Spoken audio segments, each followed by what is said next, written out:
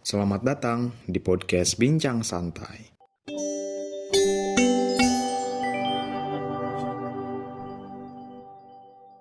Halo teman-teman, di podcast kali ini kita bakal bincang santai nih sama satu penikmat dan penggiat sastra nih, Wulan dari Septiani. Hai Wulan, apa kabar? Hai, baik-baik, alhamdulillah. Saya apa Baik, kabar? alhamdulillah baik ya. Oke, baiklah. Anyway guys, Wulan ini adalah partner kerjaku dulu di tempat kerja dan kita pernah sekantor ya Wan ya? Iya ya, mantan partner berarti ya? Mantan Mantan Fat. partner kerja. Oke. Oke guys, hari ini kita mau diskusiin satu novel yang menurut aku fenomenal banget nih, karya Laila El-Fudori. Judulnya Laut Bercerita. Mungkin teman-teman pernah dengar novel ini atau mungkin pernah baca atau bahkan mungkin masuk ke favorite listnya teman-teman nih. Nah, aku dulu pernah direkomendasiin novel ini dan akhirnya aku baca dan wow, impresi pertama aku terhadap novel ini sangat keren sekali gitu kan. Wow Dan banget, akhirnya wow banget. wow banget lah pokoknya. Dan akhirnya aku mutusin ini kayaknya lebih menarik kalau kita diskusiin lebih dalam lagi nih soal novel ini. Nah, makanya sekarang aku pengen gali nih soal novel ini dari seorang Wulandari Septiani gitu ya. Seorang pegiat dan penikmat sastra kayak gitu. Kayaknya Dan cukup penikmat sastra deh. eh, karena kenapa aku bilang penggiat? Karena kan Wulan Iya, juga kan sering nulis kan, punya blog juga kan. Dan oke. tulisannya keren juga. Jadi Hmm. makanya aku bilang Ulan adalah seorang bukan hanya seorang penikmat tapi juga penggiat sastra kayak gitu. Hmm. Oke, anyway, nah aku mau tanya nih, gimana nih dari sekian banyak novel gitu yang ada di Indonesia mungkin ya, atau mungkin lebih spesifiknya dari sekian banyak novel yang ditulis oleh Laila El-Hudori ini, kenapa sih tertarik sama novel Laut Bercerita ini? Gimana nih, Wan? Bisa diceritain nggak nih? Kayak gimana? Sebenarnya gimana ya, jadi pertama tertarik ingin beli buku ini karena emang nggak sengaja. Dulu kan ada Hmm, Harbolnas, ingat nggak sih kalau setiap akhir tahun itu ada Hari Belanja Online Nasional. Jadi rutin tiap akhir tahun di Gramedia ikut. Jadi di hmm, akhir tahun 2018, itu Harbolnas tahun 2018, jadi masuklah, hmm. ke keranjang novel ini. Saya milih satu novel ini sebenarnya nggak berekspektasi apa-apa, bahkan sebelumnya nggak tahu nih siapa Leila. Jadi ya random aja, karena menarik nggak sih lihat cover-nya gitu, ya kan? Sebenarnya kalau lihat cover-nya sekilas tuh seperti apa ya, Kayak buku-buku Bikini ya, Bottom ya? ya kan? Oh kayaknya buku ini vibe-nya akan menyenangkan gitu, ceria sekali, cerah sekali, kayak gitu kan. Iya, iya, iya. Jadi sebenarnya memilih novel itu kayak, ya udah sih cukup untuk menghibur aja gitu.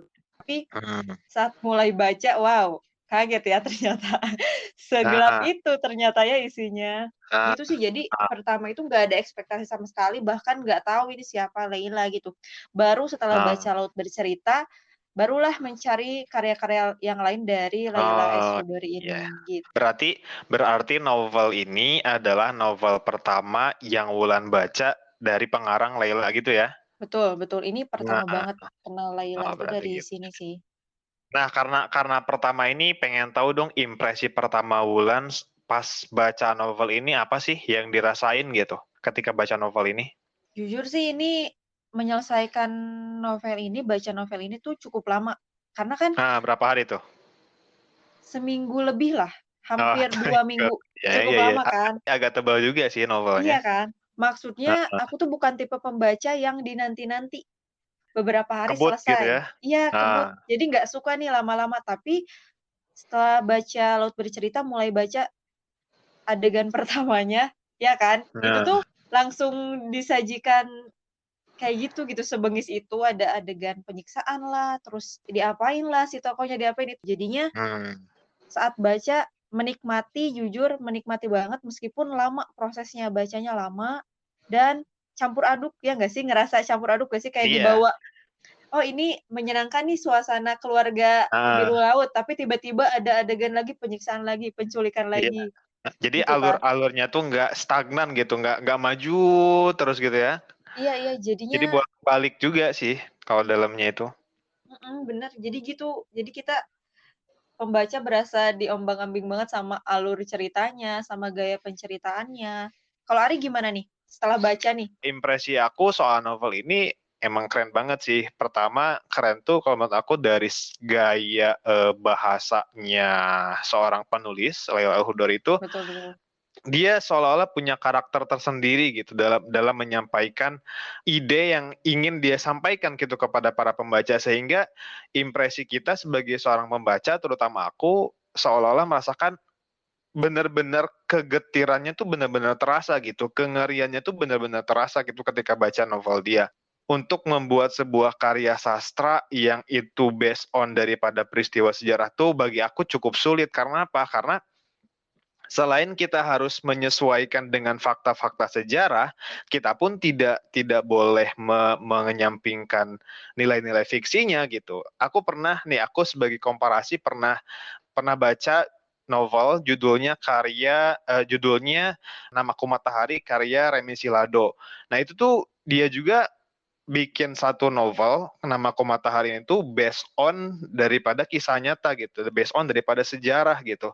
Dan itu dari mulai nama jalan, terus nama-nama kota itu benar-benar mirip sama dengan apa yang ada di kehidupan nyata kayak gitu. Dan itu bagi aku perlu skill yang memang benar-benar tingkat tinggi lah kayak gitu. Betul betul. Kalau ngomongin balik lagi ke penulisnya ya, Laila Hmm, itu emang udah kawakan banget lah. Sebelum jadi penulis fiksi pun hmm. beliau itu kan wartawan lama nih di Nah, Tempo. Lama banget di Tempo. Terus ada hal-hal yang kebetulan aku pernah ikut bedah bukunya Laila. Jadi ah, Laila tuh cerita. Jadi ada apa ya? Kan dulu tuh Orde Baru apa ya? Media itu dimatikan gitu. Jadi kantornya pernah dibredel lah atau hmm, dikecam lah. Itu tuh benar-benar kejadian nyata. Makanya kalau Laila itu identik dengan cerita-ceritanya tentang politik, hmm, tentang sejarah, tapi benar-benar pengemasannya itu personal banget. Ngerasa nggak sih? hmm, Ini tuh sebenarnya tragedi yang universal. Tapi hmm, setelah kita baca, oh ternyata ini personal banget nih. Bukan hmm, tragedi sebesar itu, tapi ketika apa ya, khususnya di Laut Bercerita ya kita kerasa gitu ada orang tua kehilangan anaknya gitu. hmm. Personal banget kan sebenarnya meskipun tragedinya itu besar kayak gitu.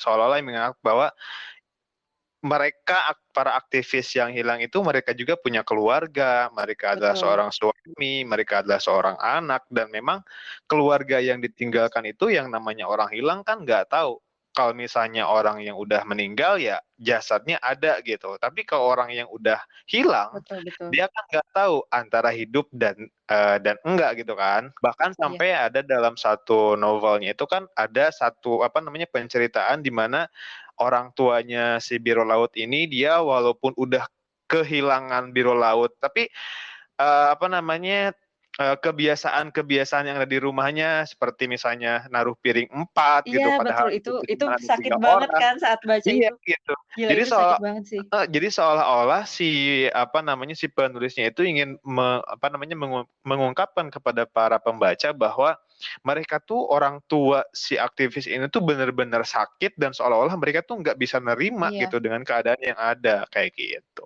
iya. Ya jadi secara gak langsung ya Laila tuh seperti ngasih tahu nih ke kita bahwa di Heeh. tragedi 98 itu bukan hanya runtuhnya pemerintahan loh, runtuhnya Orde Baru, Ah, tapi ada korban dari kejadian tersebut gitu. Ada banyak orang tua hmm. yang kehilangan anaknya gitu.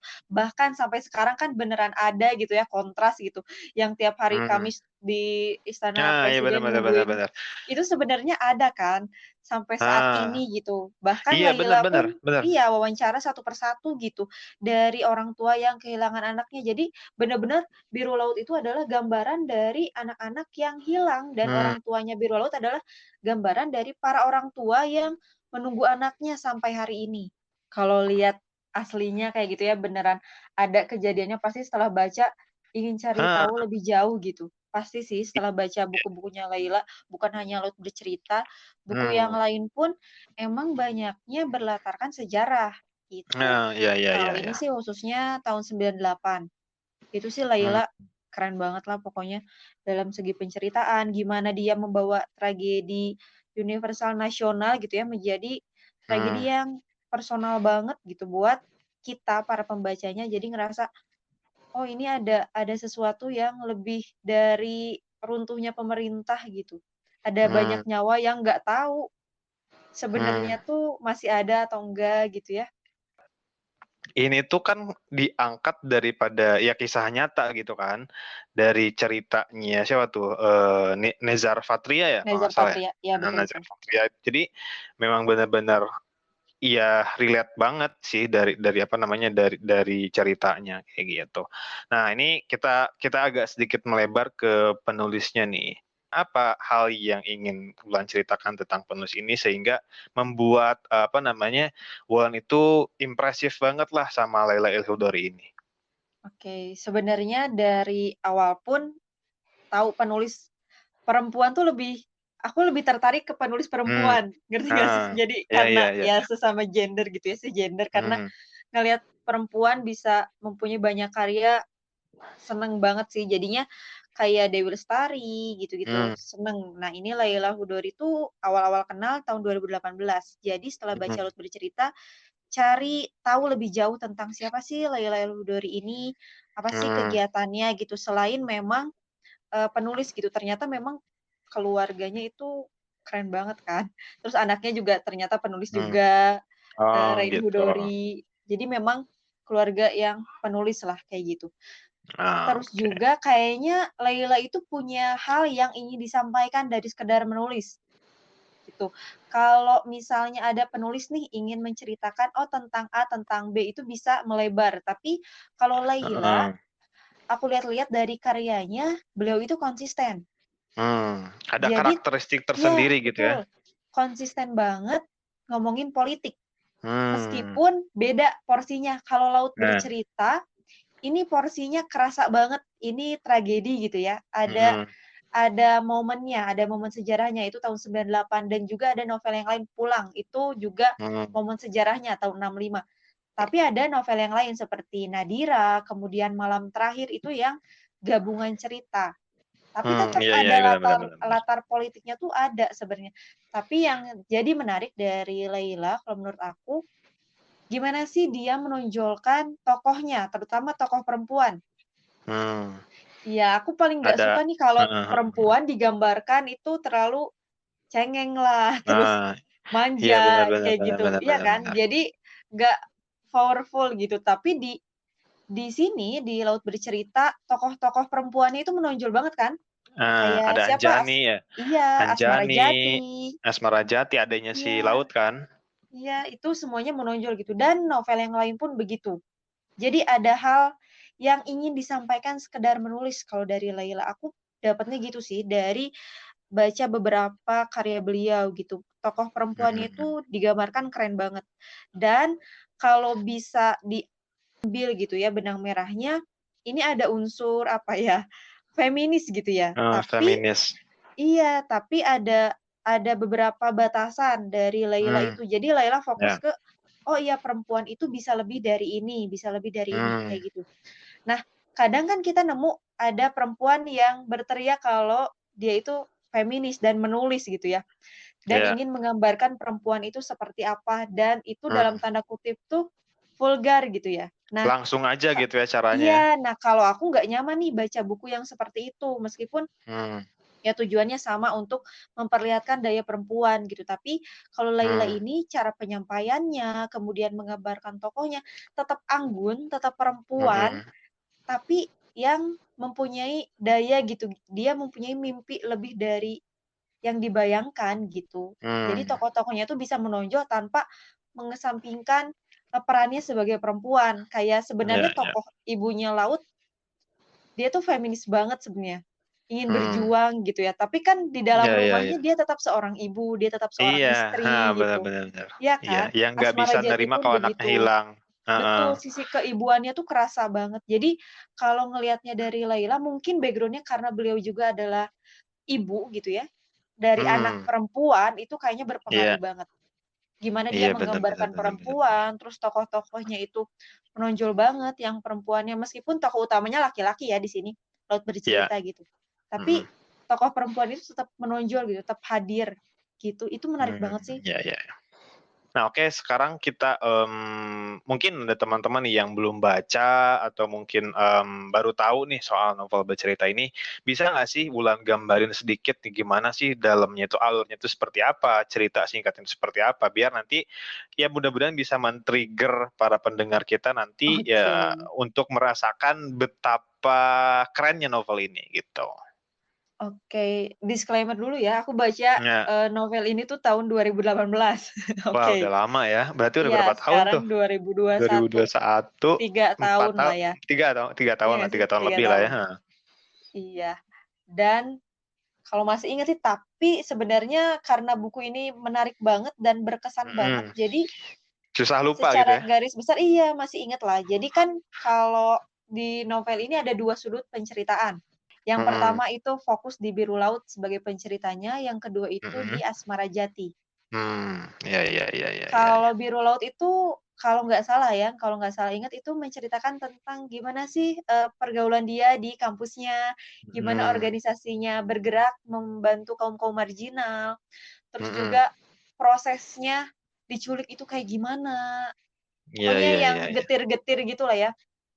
Ya, ya, Justru ya, aku ya. lebih menariknya saat Asmara Jati, karena aku ngerasain banget kayak ini perempuan kok, apa ya, teguh banget gitu mencari kakaknya sampai harus melintasi laut, tulang Mm. belulang di ini kan, dibawa ke lab untuk Ha, diapain lah gitu ya. ya untuk Bahkan diteliti gitu ya. iya gitu, harus berapa kali, mondar-mandir terus bikin organisasi, kan yang sebenarnya di situ yang bikin perkumpulan orang hilang kan, Asmara Jati kan, yang Si Asmar mempertemukan Jati. orang tua gitu.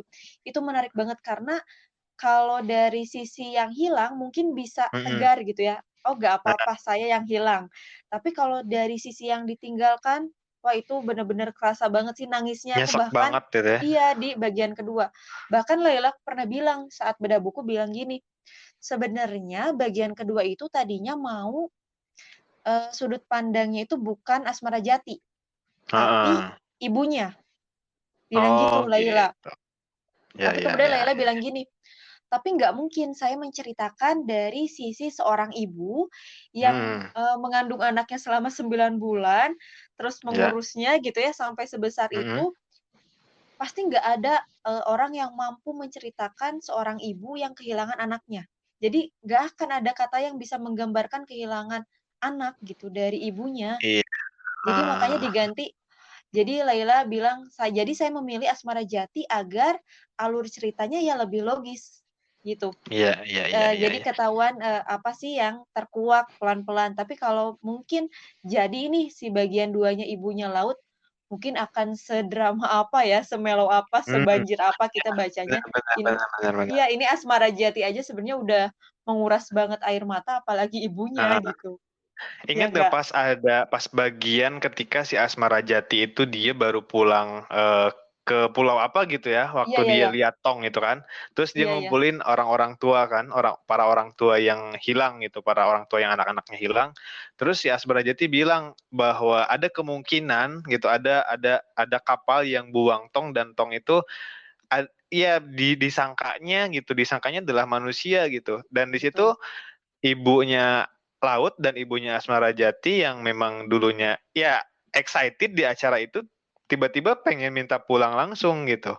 Dan di iya situ kan, kan Asmara Jati kan nangis gitu. Kenapa ibu pulang katanya? Kenapa ibu nggak mau mendengar kenyataan bahwa anak ibu emang udah nggak ada gitu? betul. Dan di situ ibunya tuh bilang nggak apa-apa ibu mau pulang aja katanya gitu. Silakan kamu terusin aja urusan kamu, ibu mau pulang aja kayak gitu. Itu salah satu bagian yang paling nyesek banget, dan aku Iya, pun seorang laki-laki merasakan bahwa betapa hancurnya gitu, betapa hancurnya hati seorang ibu jika misalnya dia kehilangan anak yang memang dia besarkan dari kecil, dan dia nggak tahu hilangnya kemana, hilangnya betul. karena apa, dia nggak tahu gitu, siapa yang tanggung jawab, dia nggak tahu kayak gitu. Itu paling sakit banget sih. Itu sakit banget sih baca bagian itu, Iya, bener-bener betul. iya, Heeh. nggak tergambarkan sama sekali. Lah iya, iya makanya setuju sama penulis ini bahwa emang sih kalau aku pribadi sebagai orang lain lah gitu, sebagai orang lain, eh, ya mungkin nggak akan tergambar mungkin ya kalau misalnya kita hiperbolakan gitu, kayaknya bakal habis air mata kita kalau misalnya ngebahas itu gitu, kalau misalnya kita Betul betul. hiperbolakan ya gitu. Terus kalau aku pribadi kan kalau tadi Wulan kan lebih tertarik sama Asmara Jati dan Iya itu ya. mungkin apa namanya berkorelasi dengan diri Wulan sebagai seorang perempuan gitu. Tapi Betul kalau betul. aku pribadi, aku lebih tertarik dari penceritaan si Biru Laut itu karena apa? Ya mungkin itu salah satunya adalah karena Biru Laut dan aku adalah seorang laki-laki dan punya sudut pandang yang mungkin sama gitu. Kita pernah belajar di kampus, terus kita pernah ikut organisasi dan kita di Betul. organisasi itu kenal sama orang gitu, kita kenal sama beberapa teman dan akhirnya kan di situ si Biru Laut ini kan nggak nyangka bahwa salah satu teman yang dia nggak pernah curigai itu adalah orang Nah, pengkhianat iya gitu. ya. Iya, selama baca ini muncul banyak pertanyaan kan. Dalam fiksi itu sebenarnya ada nih yang disampaikan, ada yang tersirat pesan-pesan apa gitu. Kayak novel ini kan bukan cuma sekedar novel fiksi aja gitu, ternyata banyak gitu, ada latar belakang yang lebih besar dari hanya cerita fiksi gitu kan. Iya, betul, betul, betul. Dan saking fenomenalnya novel ini, katanya sampai dibuat film pendeknya ya. Betul, betul, Sampai, betul. tapi sayangnya film pendek itu mungkin tidak semua orang bisa menikmati karena pertama tidak dipublish di apa namanya Di di mana-mana. di internet gitu di mana-mana. Novel sebagus itu dibuat sebuah film pendek dan diperankan oleh bintang-bintang ternama Dian Sastro, Reza Rahadian. Jadi mungkin aja Reza Rahadian dan Dian Sastro serta pemain-pemain yang lain itu walaupun ini apa namanya katanya tidak dikomersilkan, tapi bintang-bintang film apa namanya setenar mereka mau gitu, mau jadi apa namanya jadi tokoh-tokoh yang ada di novel itu gitu. Waktu awal-awal buku ini terbit kan Layla itu ada roadshow gitu. Ada Ya, bedah buku, screening film, dan kebetulan banget waktu itu di Bandung ada 2 kali. Yang pertama itu wah, di BCH, di Bandung Creative Hub dan di hmm. IFI yang di depan Institut Perancis itu loh. Di situ Wulan dapat dapat tanda tangan penulisnya langsung katanya Iya ya. dong, tanda tangan, Wow. foto, film, semuanya. Karena waktu itu emang awal-awal banget baca, terus langsung tertarik sama penulisnya dan cari tahu tuh bener-bener ini acaranya di mana aja, langsung didatengin. Sampai segitunya ya. Sampai segitunya, karena emang ya orang tertarik sama sastrawan gitu gimana dan keren banget Betul. dibayang pasti diikutin banget. Terus yang jadi keren waktu itu kan acara bedah buku dan screening bukan hanya Layla yang datang, tapi sutradaranya datang, terus juga produsernya datang. Kalau nggak salah Mbak Prita gitu yang sutradaranya itu perempuan. Jadi waktu itu bilang, "Kalau garapan ini kita bawanya ke ya udah kemanusiaan aja, ada hal yang mesti kita Mm-mm. sampaikan." Jadi ternyata meskipun aktor-aktornya itu aktor terkenal, bintang gitu ya, nggak ada yang menerima, bayaran sedikit pun ternyata, bilang kayak gitu. Dari mulai Mm-mm. Reza Rahadian, Dian Sastro, terus Ayushita, Tio Pakusadewo, Mm-mm. terus siapa lagi, ada Lukman Sardi ya nggak? Ada Tanta Ginting, itu banyak banget kan di situ, bukan Ya. nama-nama biasa lah. Dan ternyata semua orang itu ya bekerja sama untuk film itu. Tanpa ada ya harus hitung-hitungan ini artis papan atas lah kayak gimana. Ternyata nggak ada dan apa ya, karena mereka dibangunnya untuk ini ada pesan yang mesti disampaikan, Mm-mm. mereka ya aku lihatnya meskipun ini apa ya, bukan film komersil tapi 30 menit yang gila banget sih itu. Reza Rahadian sebagai Biru Laut itu sampai sekarang bahkan kalau laut bercerita ingetnya ya Reza Rahadian gitu. Jadi seolah ada visualisasinya ya. Dan adegan yang apa, naruh piring di meja makan itu bapaknya Hah? itu Tio Pakusadewo, gila itu keren banget sih. Dengan putus asa dia naruh 4 piring terus Hmm? Asmara Jati bilang, "Udah Pak, selesai. Kakak emas nggak akan pulang." Orang-orang saking penasarannya saat bedah buku ini, dia nebak-nebak. Jadi kita sebagai pembaca tuh semua tuh rame waktu bedah buku rame. Ini Oh. siapa sebenarnya Biru Laut itu? Apakah apa yang Ya, ya, ya, apakah ya, Nejar ya. Patria? Karena Nejar Patria kan memang salah satu yang selamat dan Heeh. bahkan nulis surat di Tempo ya, ada surat terbuka Iya. gimana sih pengalaman dia diculik sampai dia dibebaskan kayak gitu. Iya Dan ada iya yang iya iya nebak-nebak, iya ada iya. tokoh sang penyair kan di situ. Ada tokoh Mhm. sang penyair dan itu misterius banget sebenarnya sang penyair itu siapa gitu. Iya Sampai iya iya pembaca iya iya. nebak-nebak apakah sang penyair itu Wiji Tukul atau siapa. Layla itu cuman senyum-senyum aja nggak ngejawab. Ini adalah gabungan dari ya orang-orang itu, bukan, perwakilan dari satu tokoh gitu, bilang Iya, kayak gitu betul Layla. betul betul betul Iya. betul. Jadi di sini Jadi tuh bisa ada Wiji heeh. Tukul, bisa ada Munir, bisa ada mahasiswa-mahasiswa yang nggak kembali gitu. Iya, dan itu di-compact jadi satu tokoh gitu, Iya, Biro Biru Laut Laut, gitu. gila gila itu sih bener-bener. Jadi emang dari karya sastra ini kita tercerahkan lagi, tercerahkan bahwa ada sejarah yang masih belum selesai hingga saat ini gitu, Betul. dan belum selesai untuk diungkit gitu, belum selesai. Dan mulai apa namanya sampai sekarang banyak orang juga yang udah mulai lupa gitu dengan Betul. sejarah ini, dengan sejarah bahwa hak asasi manusia pernah ditiadakan lah dalam tanda kutip seperti itu, kayak gitu. Dari seberapa keren novel ini gitu kan, kita balik lagi bahwa novel ini kan memang diambil dari kisah nyata. Artinya memang Betul betul. terinspirasi dari kisah nyata, dari sejarah gitu, dari fakta sejarah. Dan akhirnya ketika aku beres baca novel ini, aku searching dong gitu ya. Ini di mana nih asal mulanya, source-nya di mana gitu ya, sumber inspirasi ini dari siapa gitu. Dan aku lihat di ya beberapa apa namanya di internet beberapa sumber katanya ini salah satu sumbernya itu tadi Nezar Patria Betul. tadi. Dan ketika aku baca kan Nezar Patria kan dia ngasih tahu soal penyiksaan itu nggak hanya dari tulisan, tapi juga dia bikin diwawancara, dia pernah diwawancara dan dia menceritakan bahwa ini benar-benar kisah nyata dan bagaimana dia disiksa. Hal yang buat aku sangat miris itu adalah ketika dia si dada Nezar itu disimpan semacam lempengan gitu, lempengan besi dan itu disetrum gitu. Sampai dia bilang katanya saya di situ udah bilang Allahu Akbar, Allahu Akbar, di situ saya udah mau mati katanya di situ. Udah gitu saya nggak bisa apa-apa dan dia merasakan bahwa mungkin ini adalah akhir dari hidup saya. Dari penggambaran Nezar tentang penyiksaan itu, wah itu kayaknya nggak kebayang banget sih sampai segitunya gitu pemerintah kita dulu saking nggak mau mungkin ya saking nggak mau diganggu gitu kekuasaannya sampai sampai nyiksa orang sampai kayak gitu. Aku pengen korek nih sedikit nih dari Wulan karena aku percaya bahwa yang namanya karya sastra, yang namanya sastra itu salah satu fungsinya adalah to teach and to delight gitu. Betul. Untuk mengajarkan dan untuk mencerahkan seseorang gitu.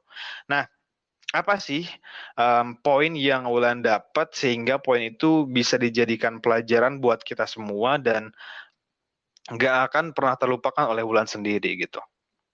Kesannya sih setelah baca ini bener-bener, oh kita harus banyak belajar sejarah gitu. Meskipun aku bukan orang yang anak politik banget dan sejarah banget, jadinya Hmm. karena tertarik buku-bukunya Laila, mau gak mau gitu ya, Hmm. pulang pun novel yang pulang itu latarnya 65. 65 apalagi itu kejadian Hmm. yang bener-bener sampai sekarang gitu ya, ada organisasi dalam tanda petik yang dikriminalisasi gitu ya sampai sekarang. Hmm. Jadi Iya iya iya. sejauh itu sih Laila memberi dampak gitu pada pembacanya. Setelah baca Hmm. ini, jujur aku sendiri disadarkan sih, oh betapa apatisnya ya aku gitu, gak tahu apa-apa gitu, gak tahu Hmm. tentang peristiwa sejarah, gak tahu tentang hal-hal yang sebenarnya itu udah jadi rahasia umum Yap. gitu kan. Peka deh sama isu sosial, cukup peka, dan kalau misalnya gak bertindak mungkin bisa bersuara, mungkin bisa berkarya. Nah fungsi penulis kan kayak gini ya, kayak Laila tuh sebenarnya dia tuh background-nya ya penulis, tapi Ya. dia bisa mengajak orang untuk ayo deh lebih aware sama isu-isu sosial gitu. Iya betul Itu betul sih betul. paling. Kalau kamu Wah, gimana? kalau aku ya kita harus menghargai kehidupan orang lain lah. Jadi ya kan negara kita kan slogannya Bhinneka Tunggal Ika kan, berbeda-beda tapi tetap satu. Nah, biasanya dari perbedaan itu tuh timbul hal-hal yang intoleran gitu. Betul. Ini kan termasuk ke dalam hal yang intoleran kan, berarti ketika seseorang mengkritik sebuah komunal misalnya dan si komunal ini nggak terima dan karena dia punya kekuasaan, udah disingkirin aja dan itu nggak bisa kita terima gitu di era sekarang gitu.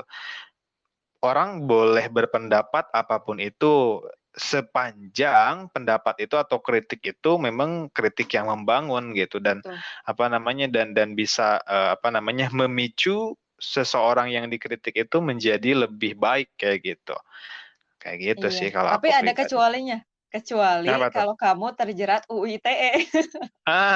UU ITE, iya sih. Ya udahlah, itu mah urusan lain. Ya kita fokus ke buku aja sih, sebuah karya. Dan aku merasa bahwa betapa hebatnya fungsi sebuah karya sastra hingga bisa men-trigger orang untuk belajar hal-hal baru Betul. gitu.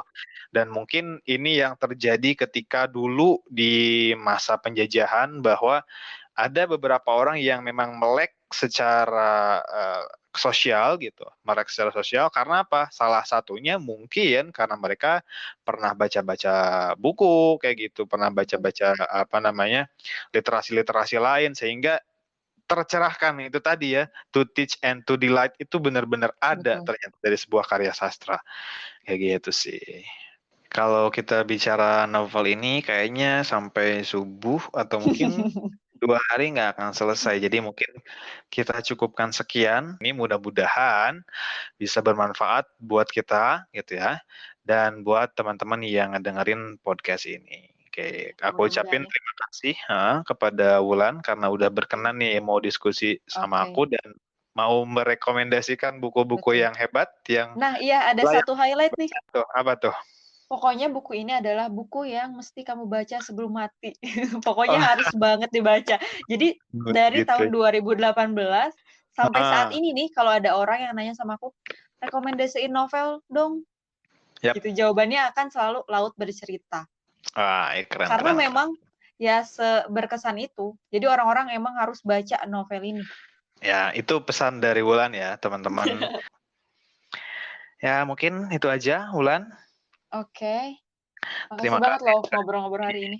Ya, terima Menyenangkan kasih sekali sekali. lagi udah mau diskusi dan udah berbaik hati mau ngobrol-ngobrol soal novel, soal karya sastra. Mudah-mudahan kita bisa ketemu di lain waktu. Itu aja mungkin Oke. teman-teman dari kita. Saya Ari mohon pamit dan Wulan. Oke, saya Wulan mohon pamit juga. Oke, terima kasih teman-teman.